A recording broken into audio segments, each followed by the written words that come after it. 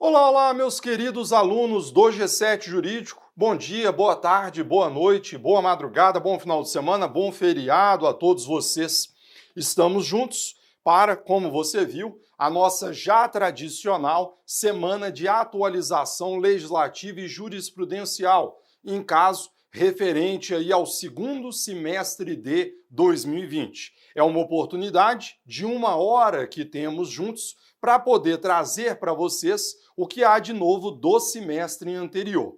Antecipo desde já, pessoal, e quando se fala em atualização, é sempre importante dizer isso, que essa gravação está sendo feita no dia 11 de janeiro de 2021, tá? Neste exato momento, 9 horas e 15 minutos da manhã. E por que eu digo isso? Porque a atualização, meu amigo, na nossa disciplina é uma coisa terrível, né? Você fala uma coisa pela manhã, Supremo à tarde dá uma decisão completamente diversa, às vezes, né, por um colegiado, às vezes por um juiz, né, por um ministro, monocraticamente. Então, sempre importante fixar a data dessa atualização. E aqui vamos fazer, na próxima 1 hora, uma atualização legislativa e também jurisprudencial. Você vai perceber comigo que a atualização legislativa será curta, porque de fato, pessoal, não tem muita novidade no plano legislativo. Por conta do Covid, o Congresso Nacional não produziu, pelo menos na minha disciplina, processo penal e legislação criminal especial, tanta coisa assim, sobretudo se compararmos, né, com os anos anteriores, pacote anticrime, nova lei de abuso de autoridade e assim por diante. Agora, no plano jurisprudencial, aqui, meus amigos, muito conteúdo. Na verdade, quando eu preparava os slides da aula de hoje, eu tive até que selecionar o que é mais importante, porque tem muita coisa. E muita coisa por uma razão muito óbvia, pessoal. Com a pandemia do coronavírus, os tribunais se fecharam, os fóruns aí, as audiências agora são virtuais e você que trabalha na área, certamente, deverá concordar comigo nesse sentido, a produtividade tem aumentado. E isso aí é fato, pessoal. Por quê? Vou te dar o meu exemplo. Deslocamento para uma audiência, 1 hora. Retorno da audiência, mais 1 hora, 40 minutos e assim por diante. Esse tempo que todos nós perdíamos no trânsito das grandes cidades, hoje ele acaba sendo revertido para o nosso trabalho. E isso repercute quando você analisa a jurisprudência dos tribunais superiores. Tem muita novidade, muita mesmo. Legal? E o interessante, pessoal, é que eu aproveito, eu estou com um papel aqui porque eu tive que imprimir, mas eu acabo aproveitando nas gravações toda a atualização que foi feita para os nossos livros. As edições 2021 do Manual de Processo Penal, do CPP comentado, do Legislação Criminal Especial comentada e também do nosso livro sobre o pacote anticrime. Só para que o nosso aluno tenha uma noção, só para o Manual de Processo Penal, pessoal, comecei a fazer a contagem, são mais de 300 julgados que foram acrescentados ao livro. Então tem muita novidade mesmo. E aqui procurei trazer o que há de mais relevante sobre o direito processual penal. Vamos lá? Sem mais delongas. A primeira, a gente vai dividir em 2 partes, é uma atualização legislativa. E como já antecipei, não há tanta coisa assim. Uma lei que merece destaque, está aqui na tela, é a Lei 14.071. Cuidado, neste exato momento que falo para vocês, ela ainda não entrou em vigor. A vigência dela se dará 180 dias após sua publicação. Como ela é do dia 13 de outubro, ela então provavelmente foi publicada no dia 14, dia 14 de outubro, então contados 180 dias é quando essa lei entrará em vigor. E essa lei, pessoal, está até aqui comigo no papel, Peço desculpas por não ser politicamente correto quanto a essas impressões, mas eu ainda sou daqueles que gosta do papel. Essa lei é uma lei perigosa. E por que eu digo isso? Se você imprimir a lei, você vai ver que ela tem 16 páginas. E aí você olha aqui na rubrica, altera o Código de Trânsito Brasileiro. Primeira vista, você fala assim, deve estar alterando lá questão de multa, prazo de validade, carteira de habilitação. Isso aí não vai cair na minha prova. Cuidado, porque tem uma novidade que certamente vai cair na sua prova. Está aí na tela. É o 312B. Foi acrescentado, pessoal, ao Código de Trânsito Brasileiro, lá na parte criminal, o 312B. Então, isso aqui que você está vendo foi acrescentado pela Lei 14.071. E o que esse artigo passou a dizer? Olha que redação mais confusa, Charles. Aos crimes previstos, são 2 crimes. Vamos lá, o primeiro deles, parágrafo 3º do artigo 302 e parágrafo 2º do artigo 303 deste Código, não se aplica o disposto no inciso 1º do caput do 44 do Código Penal. Perceberam aqui, né, pessoal, por que a matéria tem relevância para vocês? Porque houve aqui uma vedação à aplicação do Código Penal, artigo 44, inciso 1º. Para entender de maneira bem didática o dispositivo, vamos primeiro recordar quais são os 2 crimes a que o 312B se refere. São 2. Primeiro, parágrafo 3º do 302 e parágrafo 2º do 303. Renato, me ajuda aí. Quais crimes são esses? Vamos lá. O primeiro deles, pessoal, o do 302, parágrafo 3º, é o crime de homicídio culposo na direção de veículo automotor sob a influência de álcool ou outra substância psicoativa que determine dependência. Sabemos que não só o crime de embriaguez ao volante, mas também outros delitos do CTB foram alterados sucessivas vezes nos últimos anos. E aqui, pessoal, temos no parágrafo 3º esse crime, de homicídio culposo em estado de embriaguez. Veja a pena cominada a esse delito: 5 a 8 anos. Charles, preste atenção, porque aqui nós temos uma pena extremamente elevada. Geralmente, quando você se depara com crimes culposos são punidos com pena de quê? De detenção. Pode dar uma olhada no Código Penal. Dada a gravidade do parágrafo 3º, o legislador resolveu punir esse crime com reclusão e estabeleceu uma pena, veja, de 5 anos. A pena mínima para o delito já parte de 5 anos. Maravilha. Até aí nenhuma novidade, tá, pessoal? Isso aqui já é assim desde 2017. Para além do 302, parágrafo 3º, você tem também o parágrafo 2º do 303, que é a mesma ideia, só que agora é referente ao crime de lesão corporal culposa na direção de veículo automotor. Então, se ao invés da pessoa morrer for produzida apenas lesão corporal culposa e restar demonstrado que o agente conduzia o veículo com capacidade alterada em razão do álcool ou outra substância, ele vai responder por esse crime do parágrafo 2º. Perceba que também é uma pena de reclusão para crime culposo e uma pena elevada de 2 a 5 anos. Então veja, primeiro ponto importante, o 312B se refere a esses 2 crimes: embriaguez ao volante provocando homicídio culposo e também a lesão corporal culposa em estado de embriaguez. Ponto. Aí voltamos para o 312B. Para esses 2 crimes, o que o 312B está nos dizendo? Que não se aplica o disposto no inciso 1º do caput do 44. Então vamos lá.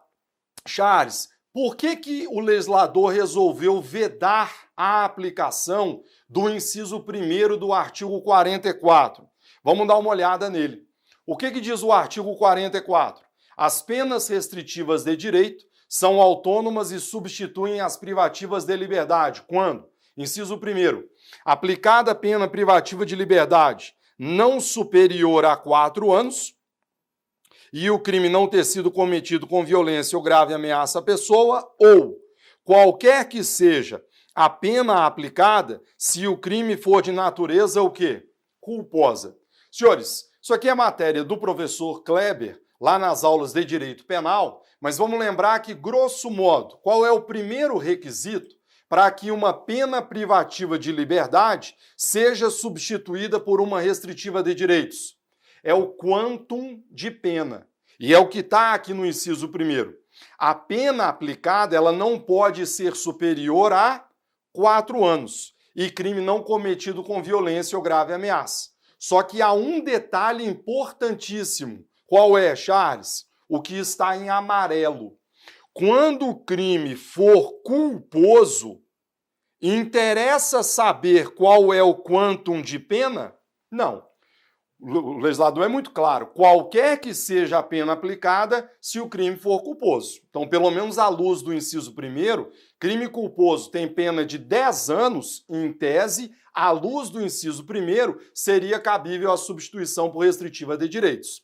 Pronto. Aí agora, Charles, a gente volta para os crimes para você poder entender toda a confusão desse dispositivo relativamente dúbio.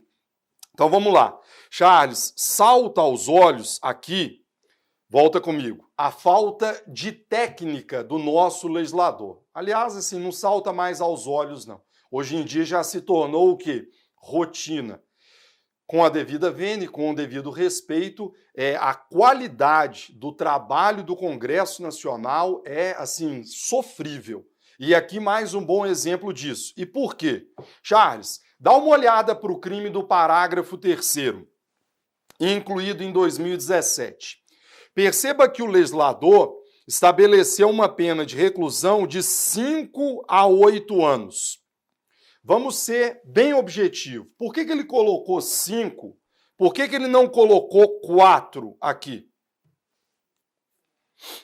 E aí, senhores, por quê? Olha a absurda falta de técnica do legislador. Ele colocou 5 e não 4 por uma razão muito óbvia. Ele colocou 5 para que não fosse cabível a substituição por restritiva de direitos. Só que aí, Charles, ele comete um erro grosseiro. Mas assim, não é pouco grosseiro, é muito grosseiro. Qual seja, ele se esquece que nós estamos diante de crimes o quê? Culposos. E como acabamos de ver lá no 44, inciso 1º, quando o crime é culposo, meu amigo, independentemente do quantum de pena, seria cabível a substituição por restritiva de direitos.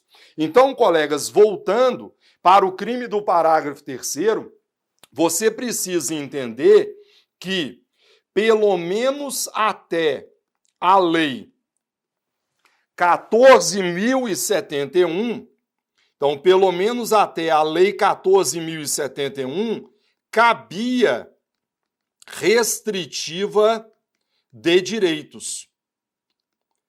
Compreenderam por quê? Porque apesar do crime ter uma pena mínima de 5 anos, estávamos e estamos diante de um crime culposo. Então, olha aí, o legislador brasileiro. Ele quis punir mais severamente o delito, colocando uma pena mínima de 5 anos, mas isso para inglês ver. E por quê? Porque esse indivíduo, se condenado fosse, teria sua pena substituída por restritiva de direitos. Pronto. É aí exatamente, então, colegas, onde você vai entender o porquê do 312B. É até difícil de explicar isso, né? Porque quando ele fala não se aplica o inciso 1º, à primeira vista fica confuso isso. Mas a ideia é exatamente essa. Ou seja, o legislador quis afastar a possibilidade de substituição por restritiva de direitos para esses dois delitos, tanto para o crime de lesão corporal do parágrafo 2º do 303, como também para o homicídio culposo do 302, parágrafo 3º. Legal? Só para concluir o raciocínio e para deixar o material de vocês bem completo, então, se até a lei 14.071 cabia restritiva de direitos, você vai anotar no seu material que, após a lei 14.071,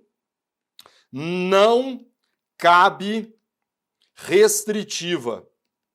Então, como ele diz que não se aplica o inciso 1º, você já não pode mais substituir por restritiva. Só que olha o detalhezinho, vírgula, pelo menos em regra.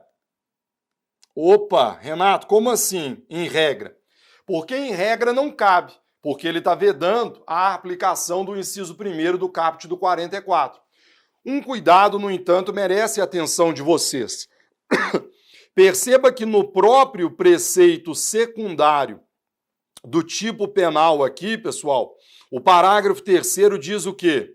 Suspensão ou proibição do direito de se obter a permissão ou habilitação para dirigir veículo automotor.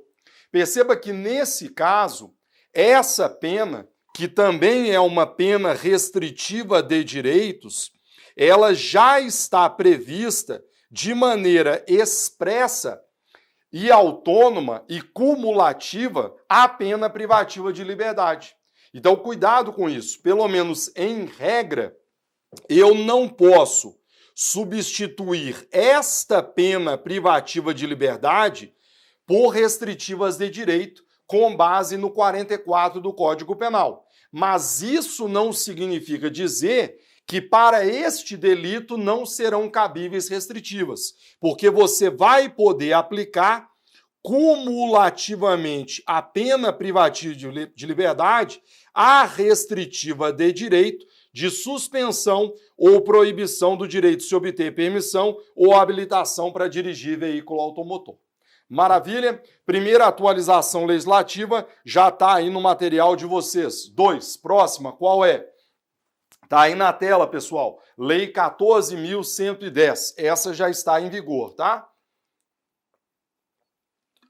Vigência no dia 21 de dezembro de 2020.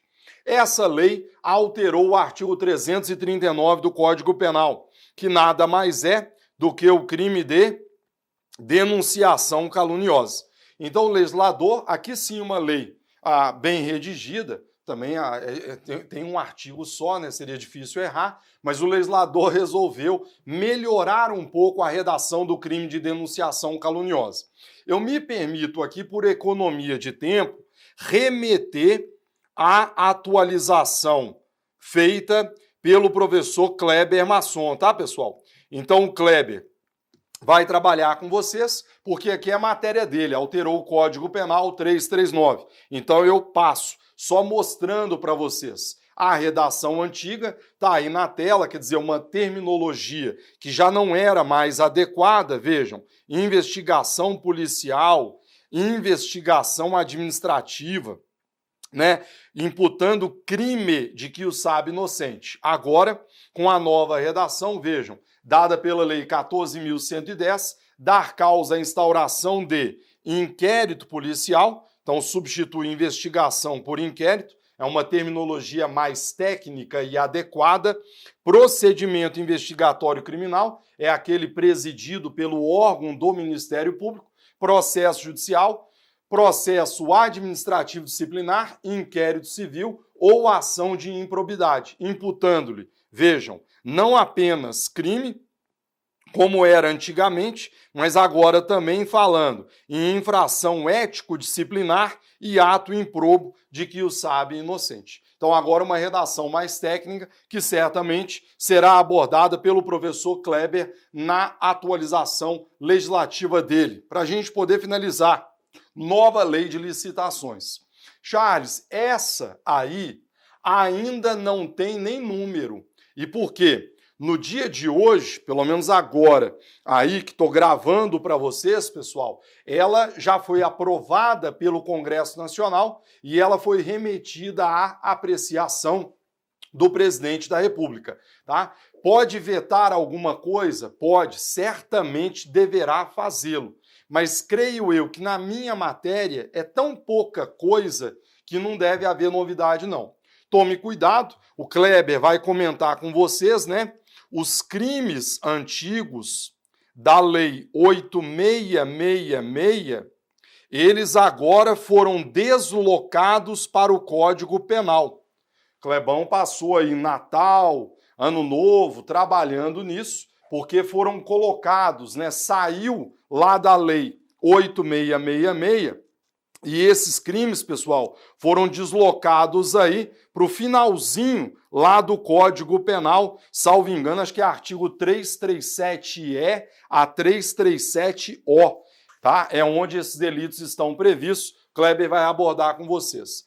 A novidade no âmbito processual penal seria a seguinte: dei uma olhada na nova lei de licitações, tome cuidado com isso. Na antiga lei de licitações, o interrogatório, isso aqui era pouco comentado, o interrogatório era o primeiro ato da instrução, tá?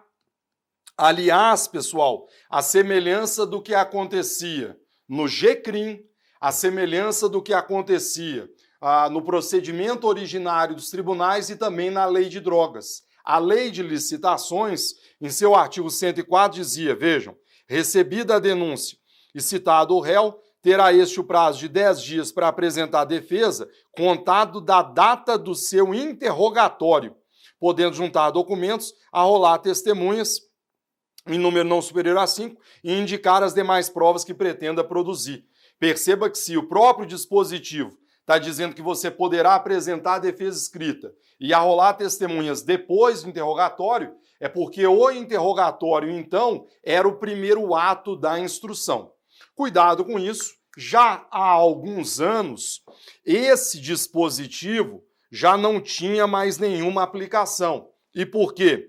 Porque o Supremo Tribunal Federal, pessoal, no habeas corpus 127.900, ele passou a entender que a regra geral para todos os procedimentos, inclusive aqueles sujeitos à legislação especial, é a do 400 do CPP, com redação dada pela Lei 11.719. É dizer, o interrogatório já não era mais o primeiro ato da instrução, e sim o último, tá? É um mecanismo de defesa. Então, se o interrogatório é um meio de defesa, o ideal é que você exerça o seu direito de audiência depois de toda a prova ter sido produzida contra você.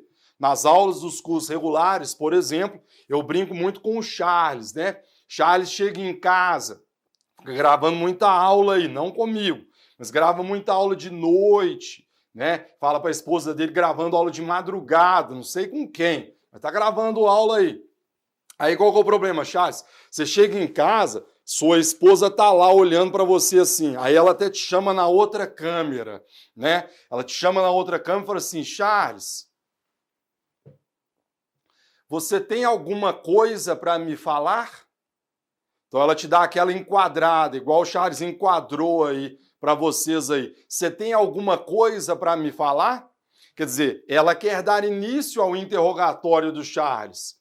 Veja bem, a ampla defesa nesse momento se apresentando para você. É muito melhor que o Charles dê sua versão depois de produzida toda a prova incriminatória contra ele, que aí ele vai saber o que ele fala e o que ele não fala. Beleza, pessoal? A ideia aqui é a mesma. Só para concluir o raciocínio, esse dispositivo do 104 da 8666, pessoal, vocês podem anotar que isso aí, ó, não foi reproduzido na nova lei de licitações. Então, quer dizer, não há na nova lei de licitações dispositivo semelhante a esse. Então, pelo menos no âmbito processual penal, essa seria a única novidade decorrente da nova lei de licitações, para além das mudanças lá do Código Penal, mas aí já é matéria do Kleber, né? Os crimes que foram introduzidos lá na parte final do Código Penal referente a licitações. Perceba que em 25 minutos finalizamos a atualização legislativa.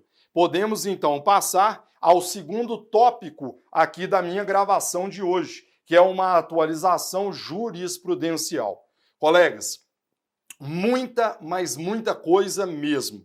Na hora de preparar o material para vocês ontem à noite, eu peguei o livro, meu manual, né, o arquivo, e eu tive que ir escolhendo os pontos mais interessantes, porque aqui dá para gravar um curso de 10 horas, que tem muita, mas muita coisa mesmo. O que há de mais interessante, até para você que vai fazer concurso, que deve ser cobrado?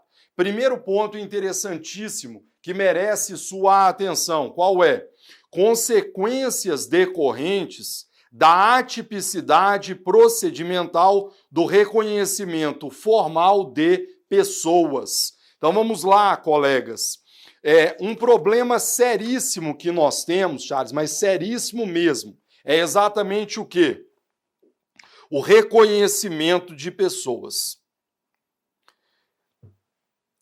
Hoje em dia, pessoal, até para dar uma experiência para vocês, na Justiça Militar, nas audiências, a gente faz muito pouco.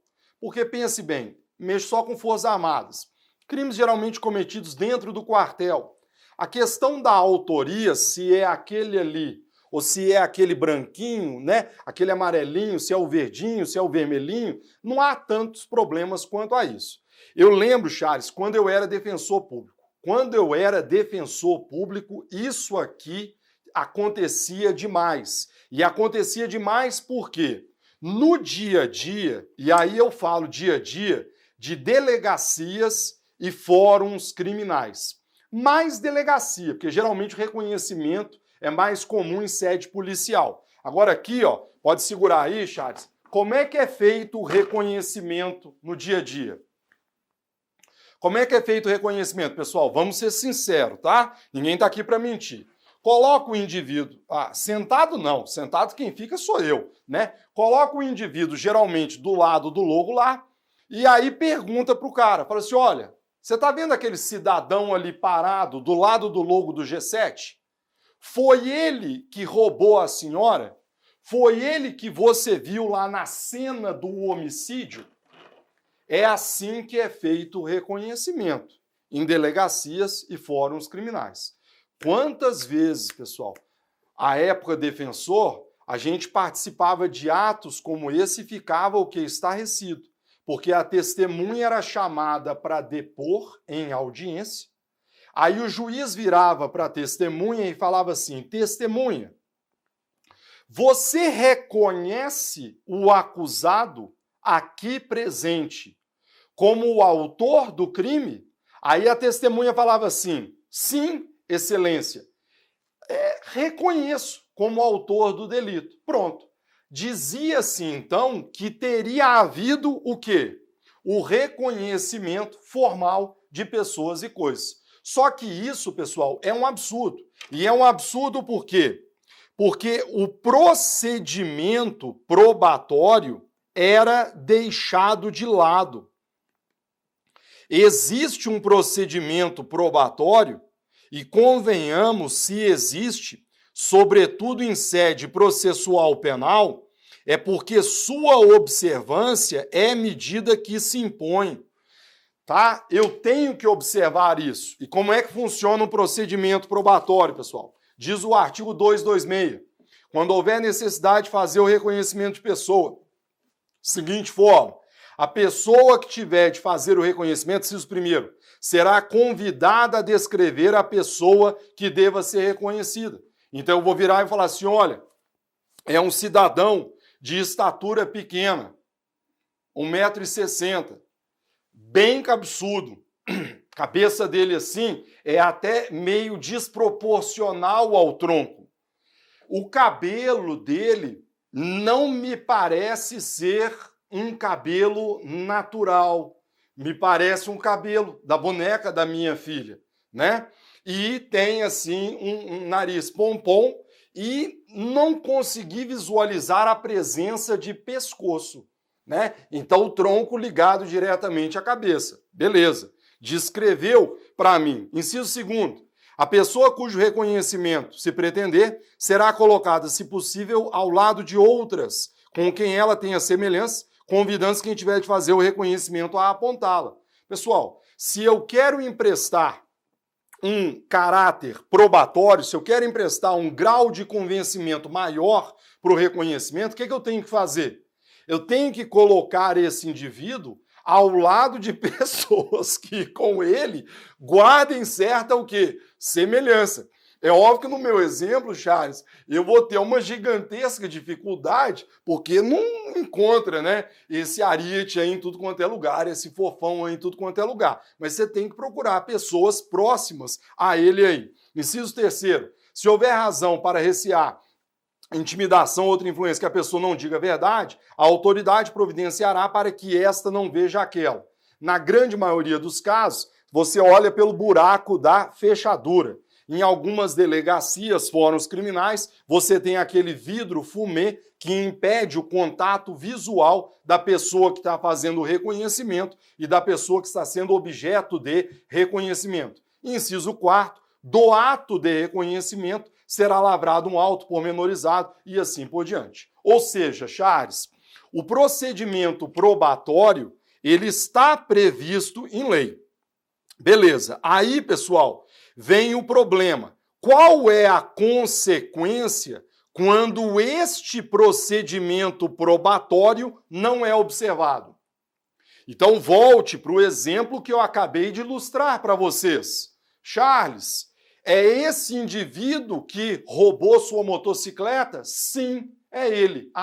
Houve reconhecimento. Qual é a consequência disso? Pessoal, por incrível que pareça, vamos colocar aqui, ó, qual era a posição antiga dos tribunais superiores, tá? Inclusive do próprio STJ.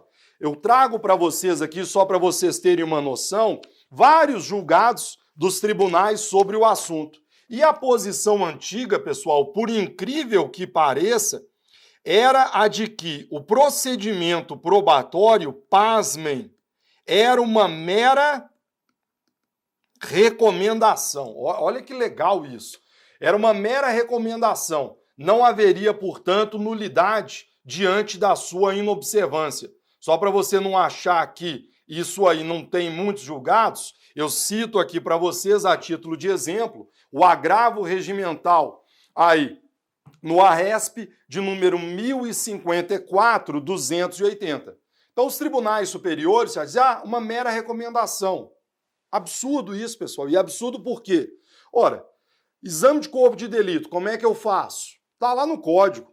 Eu posso achar que é uma mera recomendação para eu observar o procedimento probatório? É óbvio que não. Por isso, pessoal, representa e, aliás, vale a pena cada minuto da leitura. Uma decisão emblemática proferida pelo Superior Tribunal de Justiça no habeas corpus de número 598886, Santa Catarina. Relatado, e não poderia ser por outro ministro, com devido respeito, que não o ministro Rogério Schietti Cruz. Tá? Sempre comento com os alunos que hoje, na minha humilde leitura, a sexta turma do STJ é o que há de melhor nos tribunais superiores no âmbito criminal. E aqui um julgado que vale a leitura. É óbvio que eu tive que resumi-lo, condensá-lo, mas nele foram firmadas algumas conclusões importantes. E, aliás, no próprio julgado, o ministro Schietti determinou que cópia de sua decisão fosse encaminhada a todas as secretarias de segurança pública, superintendências da Polícia Federal, tribunais de justiça, enfim, para que todos nós passássemos, então, a observar esse procedimento. E é bem legal isso. As conclusões estão aí na tela. E isso aí eu não tenho a menor dúvida, vai despencar em prova, sobretudo delegado de polícia. Número 1. O reconhecimento de pessoas deve observar o procedimento previsto no 226, cujas formalidades constituem, como não poderia deixar de ser, garantia mínima para quem se encontra na condição de suspeito da prática de um crime. Número 2.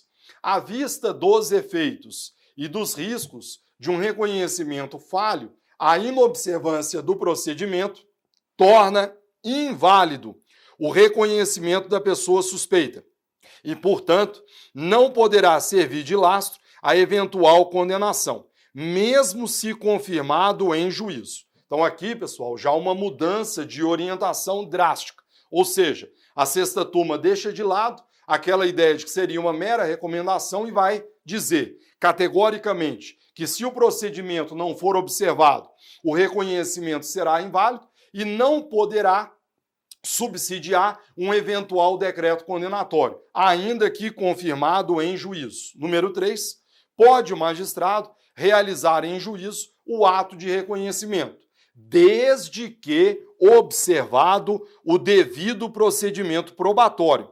Então, colegas, volte aqui comigo. Não me venha perguntar para a testemunha se aquela pessoa sentada é o autor do delito e querer dar a isso o valor do reconhecimento de pessoas. É óbvio que você vai considerar isso como prova testemunhal, mas você não pode querer chamar isso de quê? De reconhecimento formal de pessoas e coisas. Para tanto, você vai ter que observar aquele procedimento do 226. Segue comigo. Bem como pode ele se convencer da autoria delitiva a partir do exame de outras provas que não guardem relação de causa e efeito com o ato viciado. Aí, quer dizer, vai depender daquelas teorias, né, da prova ilícita por derivação, fonte dependente e assim por diante. E por último, a quarta e última conclusão, o reconhecimento do suspeito por simples exibição de fotografia ao reconhecedor, a par de dever seguir o mesmo procedimento formal, o mesmo procedimento do reconhecimento pessoal, há de ser visto como uma etapa antecedente a eventual reconhecimento pessoal e, portanto, não pode servir como prova em ação penal, ainda que confirmado em juízo. Charles, o reconhecimento de fotografia, a gente já vem destacando isso para os alunos há alguns anos. É um meio de prova que vem sendo usado. Não tem previsão legal, mas ele vem sendo usado. E como é que é feito? Geralmente, um estuprador é preso, e a gente sabe que geralmente esses crimes, quando alguém é preso, ele já vinha praticando outros crimes da mesma natureza em circunstâncias semelhantes. Aí o que fazem? Pega a fotografia do indivíduo e manda para a vítima. Já ouvi casos até de WhatsApp. E aí a pessoa confirma, é ele mesmo. E aí, pessoal, querem dar a isso a mesma força probatória do que?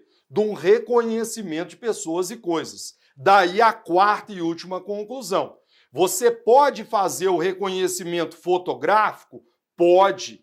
Mas você deve observar o mesmo procedimento do reconhecimento pessoal. E ele deve funcionar como uma etapa antecedente a um reconhecimento pessoal. Pessoal, convenhamos, e aqui até brincando, você pega foto no Instagram da galera, por exemplo, Clebão, você pega uma foto do Kleber no Instagram, é uma coisa. Agora, quando você o encontra pessoalmente, você fala assim, nossa, né? O tempo não foi generoso com você. Então, quer dizer, tem que tomar cuidado com fotografia. É uma coisa. Você pode usar? Pode. Observando o 226. Quer dizer, eu pego fotos parecidas, mando para você.